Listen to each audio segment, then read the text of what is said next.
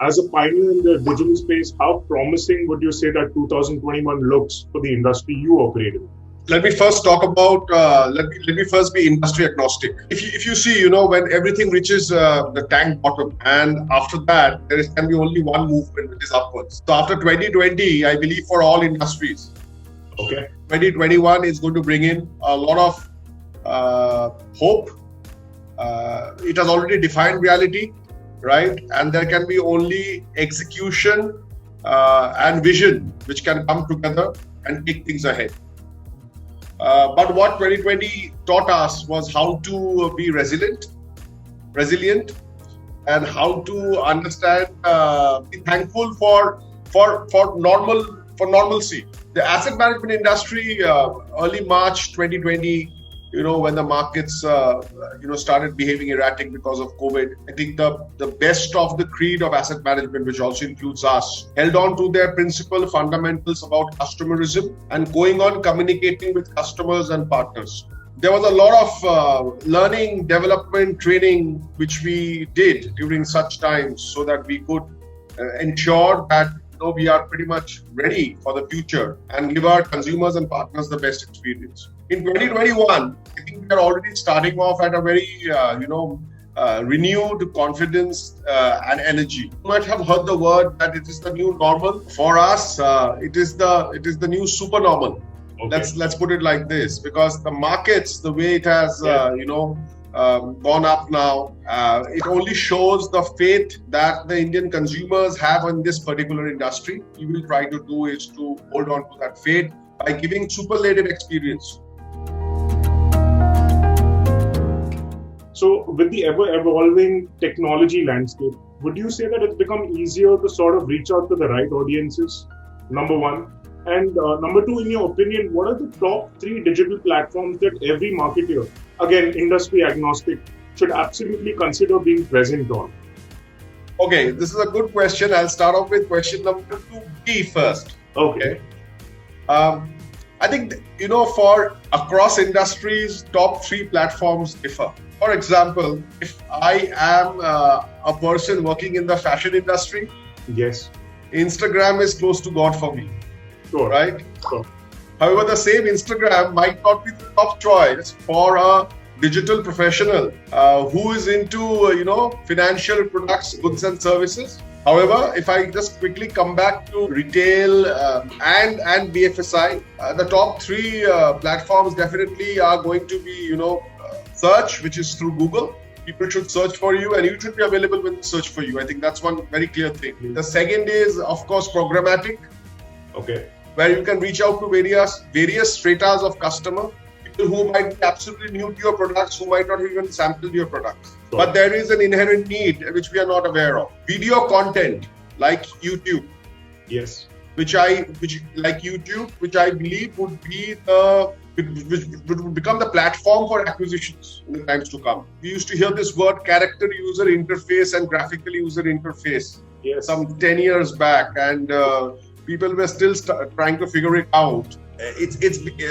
So it's pretty much video interface is the new age avatar of graphical user interface, which allows people to learn things quickly, understand quickly. So it takes away the complication and the friction. YouTube format or the video format, which a consumer wants to see. A consumer does not want to spend more than 20 seconds on any video. How nicely can you elucidate content within a 20-second attention span, leading to a brand recall or a decision or a transaction is going to be the way ahead. So data, content and technology, in what order of importance would you rate them, in terms of creating a scalable, robust and outcome-oriented digital strategy for any brand? I'm not going to say your brand, but yeah. Sure. It's tricky, but I think it's very simple common sense, right?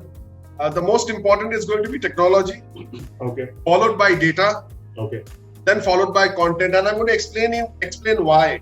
It's like, you're calling people over to your house, but you don't have a living room, right? So if you don't have a chassis where people can come and sit, they're not going to come to your house or come for the next invitation. So technology is the bedrock of the digital ecosystem chassis that you're going to build for your organization, which would mean your applications, your website. And if I have to even peel the onion once more, even your emails functioning properly. If it's about external, it's about, where are your customers going to land and what is the technology you're going to deploy to build a robust ecosystem. Sure. Okay. Sure. Now, when you solve that, or once you're parallelly solving that, okay, you have data. So what? Yes. If you see, we as professionals have made the word data very complicated. We talked about big data, we talked about smart data, we are talking data lake. Simple thing is, if you get 70% or 60% of your data right, which means whether your customer is contactable, whether his details are updated, you can actually thrive on business. And if you can reach out to him on his most preferred platform using that particular data to get him back to your technology platform, your problem is solved. And that is where I believe along with data will come analytics. What is the data which is there? What is the propensity model that you build, and what is the analytics that you deploy to take decisions? Now, when you are done with these two, then you now realize suddenly, hey, in my database, I have 8 vectors and 32 combinations of customers. And for each of these vector and combination, I would need separate content. Different strategy, yes, absolutely. Right? And that's when you start building the content. It should not be the other way around, where you build the content and you try to push it to your consumers thinking this is the best thing for them. In today's world, the offline marketing thought process does not work. With everything being so electronic, being so digital. In today's world, you have to first be sure about the consumer you are looking at, where to reach him and what to reach him with. So let's look at this. Let's look at this individual who's 45 years old, and let's look at this individual who's 23 years old. Both have money in the bank. The 45-year-old man's goal is to build a small house in Kasoli, plan his retirement life. The 23-year-old's goal in life is to see the next Metallica concert in Las Vegas. Okay. Right? Both don't have adequate money to reach their goals. Correct. And they want to invest in, say mutual funds, stock, shares, take it any way you want to take it, right? But now think about it. If you reach out to a 23-year-old person saying, hey, you need to plan your retirement, these are the 2-3 things that you should do. And he's going to say, who's talking to me? Okay. And if you reach out to a 45-year-old person saying, the next Metallica concert, we see you on Amazon Music, or we see you on XYZ music sites, and we understand you're a fan of Metallica. The next, Metallica concert is in Las Vegas. Please save up for it. It's going to say, go, guys, I have enough problems in my life. Yeah. I need to build a house and retire. So I think that's what your data is going to drive content for you. Perfect.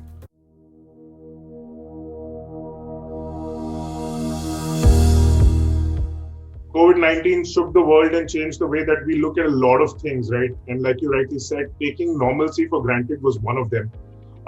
In what way was your business impacted? Number one. Number two, can you tell us of instances where tweaks in your digital strategy helped you turn things around? And three, just a little bit about what these tweaks may have been. I think the biggest impact was a day when you get up in the morning and realize that you don't have an office to go to, and your partners with whom you regularly interact in a sales organization are also sitting back at their homes. Your colleagues who were sharing lunch with you are trying to figure out how to cook.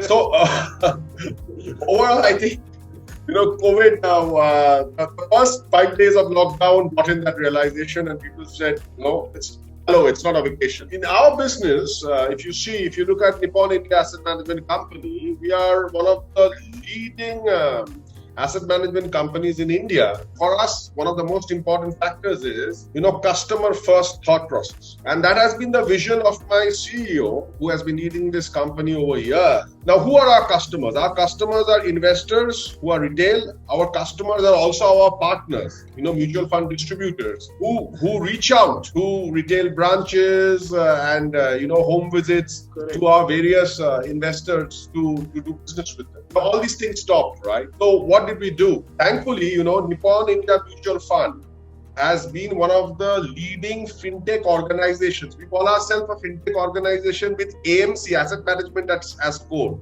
Okay.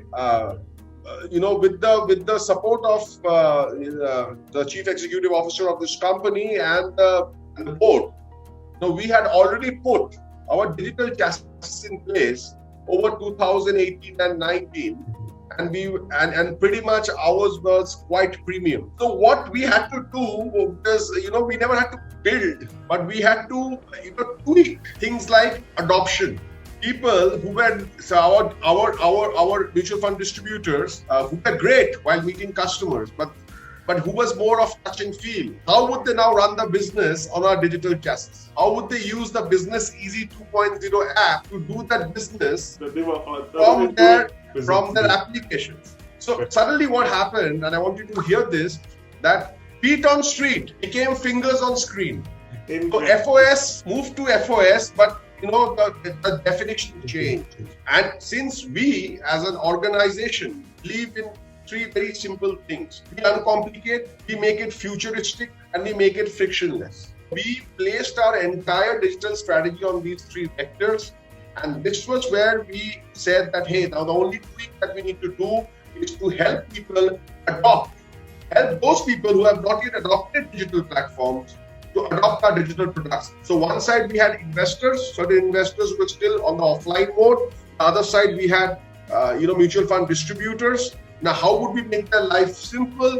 How do we ensure that they start adopting? And today, let me tell you, close to 88% of our transactions in our organization are electronic. That we have been able to do this transformation very well, and this did not just happen during COVID times. In COVID times, we just moved up by 8 to 9%. We were gradually pushing our partners and our investors to come on our digital platforms. And we made it very organic in nature. So when COVID really came and hit us, we were like the torchbearer for the BFSI industry. So I think that was a great change if we saw building up from 2 years before, and we were ready for such an unfortunate event. I think contingency, and the planning, like the far sight that you had, I think is what is the message that needs to go out to a lot of other brands out there. Yeah, sure. So let me tell you something, Venkat. Even in these times, while the entire world is talking about applications and how to do an online transaction by typing in stuff, we have already started off conversational commerce in partnership with Google. Okay. And this has been there for the last 1.5 years. So you actually, when you can write down, you're driving your car and you're speaking to my app, who's investing for you. Wow. Right? Who's investing for you, and you are getting all security measures are taken care of. So you can say, okay, invest 5,000 rupees for me in XYZ fund. And it recognizes you through an OTP, right? And verifies your date of birth, asks you one or two simple questions, and it does the investment for you. So your money gets deducted from the bank account and your investment is made. You don't even have to touch. Amazing. So it was a real zero touch, experience for people. Okay. On that note, what is your opinion about working from home, right? And what would you say that are the three biggest challenges for a digital professional to be working from home? And, could you also give us a few perks? Because I'm sure that there would be a couple of... If you personally ask me what is the three biggest challenges of working from home, it's washing the utensils, sweeping the floor, and babysitting the kids. That would be probably the three biggest challenges. But that was on a lighter note. Let me, on a serious note, I think the three challenges that I believe are there from working from home are: one is you don't have work hours anymore. Pretty much 24/7 you're working. So while people might think, you have a great personal time, you go because you are typically taking calls, extending meetings, having multiple meetings in a day. That's one. Your personal time goes for a toss. Second is on a physical fitness front. In office, you need to move around. You can go here, go to someone's cubicle, have a chat. Get down for a cup of chai. Come back refreshed. This does not happen. So you're pretty much stuck in the chair doing some hip rotation exercises, which you see from YouTube again. And I think third, the Indian culture has always been a touch and feel. Right? Absolutely. Colleagues are friends who would support you and debate with you. But that's the way life is, and that is what we as Indians enjoy. Now with slowly things opening up and organizations following a roster, there is a nice balance of working from office and working from home, which is great. As an employer, okay, you suddenly see a lot of work being done by that same employee. There's huge time management. You're not traveling. You are not into any kind of discussions except for work, right? So meetings are set. You are there. People are talking to each other, and pretty much work is running. I think that's one part. Work from home itself is a great cost saver for bootstrap organizations and startup organizations. Okay, people picked up hobbies. Yeah. Right, which I think was missing from our day-to-day life. I believe, going ahead, it's going to be a hybrid model, which I think is the best in interest for everyone.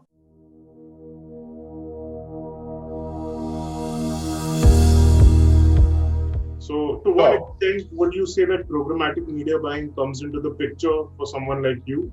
Right, and it would be great to hear from you. What is the benefit of leveraging the power of audience buying, typically, versus buying, a large number of impressions and not knowing who they're served to? In an industry like ours, which is so competitive in nature, and a universe that everyone is chasing, programmatic can definitely help to achieve reach and scale for generating new business. I think we are clear about it.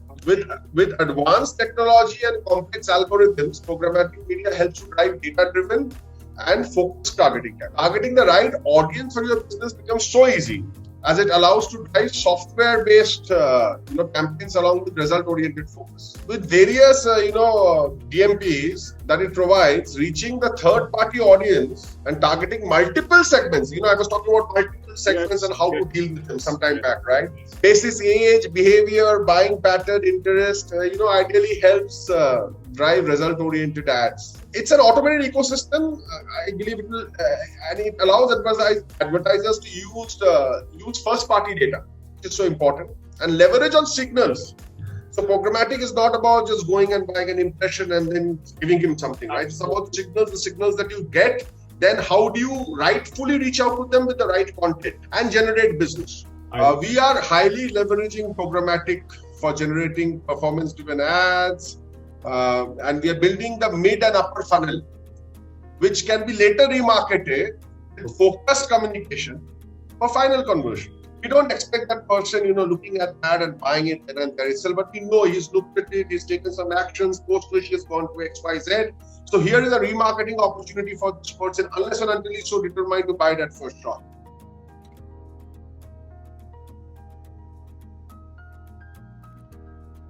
The digital fraternity almost unanimously agrees that content is king today, right? And we'd love to know of an instance that comes to your mind, right? From where have you seen this work for you or, some other brand in the recent past?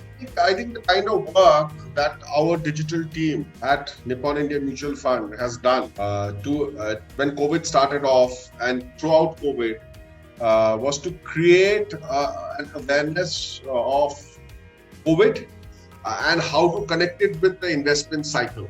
And I'll give you some examples. And we did this as an acquisition program across platforms. And there was no speck of marketing over here. It was totally driven to get business. So, we started something known as the Stay Safe series headlines. There were things like let your money go places even if you can't. So invest online. It was clearly connecting with that situation then and there. Take care of your loved ones. Just SIP. But it meant stay indoors, please. Don't panic buy essentials, nor panic sell investments. We said wash the sweat off your hands, not your investments off the markets. we build the right content, very simple, either it's on a mailer or it's on a video which is not more than 6 to 7 seconds, because we know people are disturbed at this point of time and they just need to know what is the right thing to do. As a chief digital officer, I have a P&L responsibility. Absolutely. I am supposed to deliver a certain amount of profits for the organization, and therefore I need to know what to invest and what to get in return, and therefore what to do. So the spray and pray and trying to, do something to get eyeballs is never the core competency of a digital team or a chief digital officer's office. Okay? I would rather use that money to build and invest in some great technology platforms or analytics, chassis, which can help me to further drive business. Sure.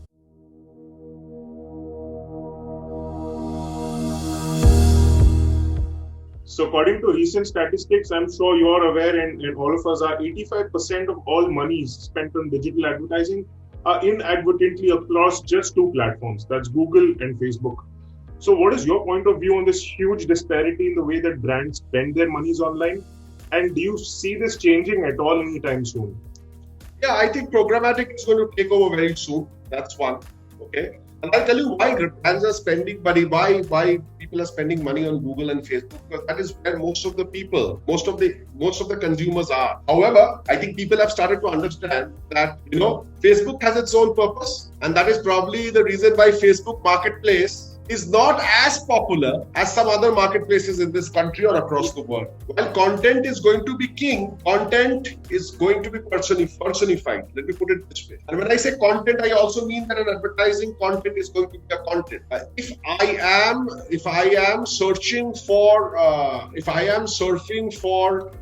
say mobile case covers on a marketplace, which is 100 rupees. And if I see a pop-up coming to me, which says your minimum investment starts with 10,000 rupees or XYZ financial products, it's not going to make relevance. But if someone comes and tells me, a pop-up comes and tells me, you can start off a SIP with as low as rupees 100, I would say, wow. Or get insured as low as rupees 100 in a month, I would say, wow. Verticals like Google, Facebook right now are getting traffic because there is no other option in the worldwide market. So, if you look at search engines, Google owns 98% of the space. Absolutely. Right? Yes. And Yahoo search was one point of time making news, but then today no one goes to search in Yahoo or MSN. So where is the option? That's one question that I want you to carry away over here. Facebook is right now, into an integrated strategy where, Facebook, Instagram, WhatsApp, all are coming together. However, except for WhatsApp, which has started off for WhatsApp for business and has somehow made some inroads, according to me. Instagram and Facebook is going to stay personal, and people do not want intrusion on their personal space. Absolutely. So I believe this trend is going to change unless and until Facebook innovates something new. WhatsApp, I believe, is going to be the next tool ahead. WhatsApp will become a platform for not only personal conversation, but also for business conversation.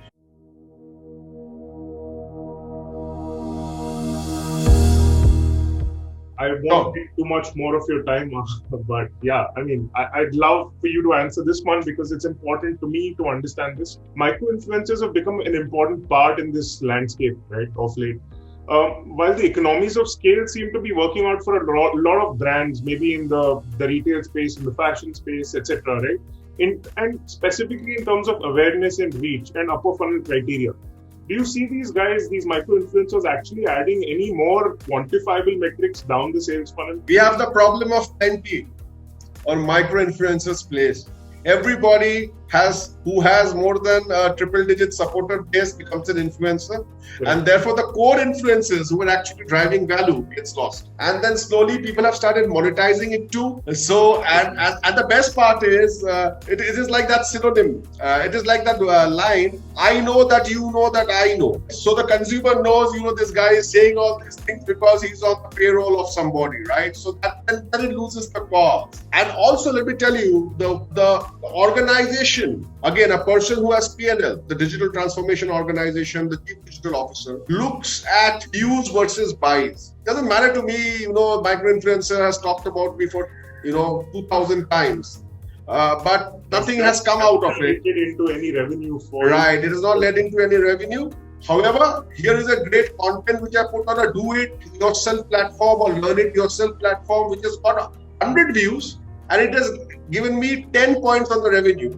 That would make more sense. Yes, you need to be there. You know, you can reach out to a micro influencer, but you need to balance it out. It shouldn't be that micro influencers are going to help build your organizational brand and loyalty base. Sure. Right? I think it's just a very small organic subset.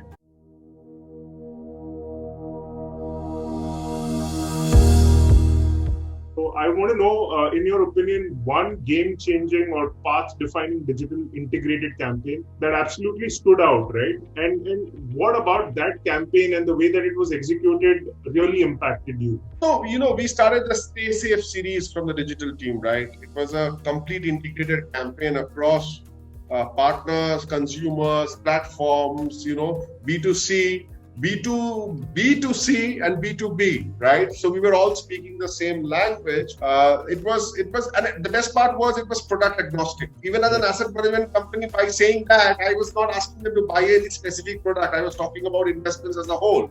Okay, and when they were landing on any landing page, be it mobile-led, be it web-led, be it WhatsApp-led, they had the option of seeing what is the best prudent buy that they need to do and at a very minimal value. Stay safe, invest safe. I think that worked out very well for us, and I believe that is one of the campaigns, which was the app campaign launched by the digital business team at Nippon. Last question, a few words of advice for upcoming digital professionals, especially what are those 2 or 3 important things that they should absolutely look out for? And, you've already given us your expert tips on how one should actually adopt to the new normal, but yeah, this is pretty much it.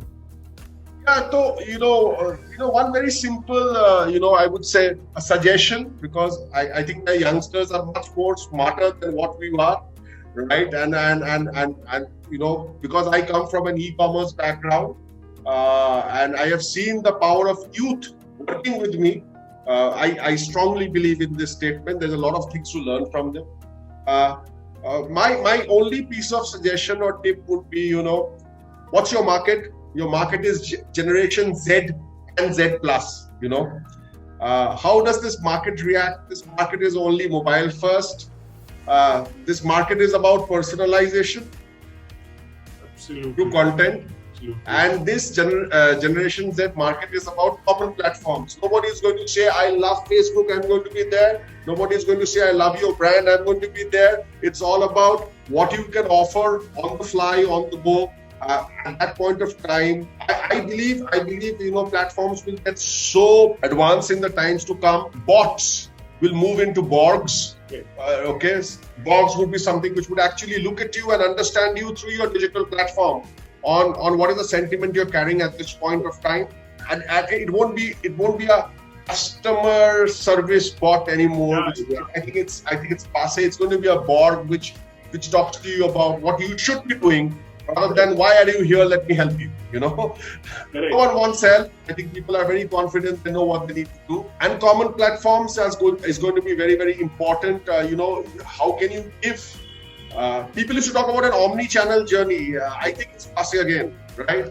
Your journey on a mobile platform versus your journey on a web platform versus your journey on a WhatsApp platform. Just giving an example, right? Yes. Or a chat platform is going to be very, very different. Start disrupting and questioning what was there, because those are words and jargons. Please meet your consumers, take yourself as an example as Generation Z. Think about what they are thinking and build your entire digital strategy around that. That's what you should do. And if possible, don't get biased about the industry that you're from. Step out of the well and look at all the other look at the ocean and the lakes and the wells and the ponds. Because the digital customer is product agnostic. Thank you so much. I think this last bit that you've said, has to go out to a lot of people. And truly that is the reason we are doing this activity, is to get as many more people to understand, how it is that they should navigate through this complicated journey. So yes, sir. Thank you so much for your time. More than wishing you lots of frictionless, loads of uncomplications, and wishing you all the best for building the digital future of India. Thank you so much, sir. Thank you.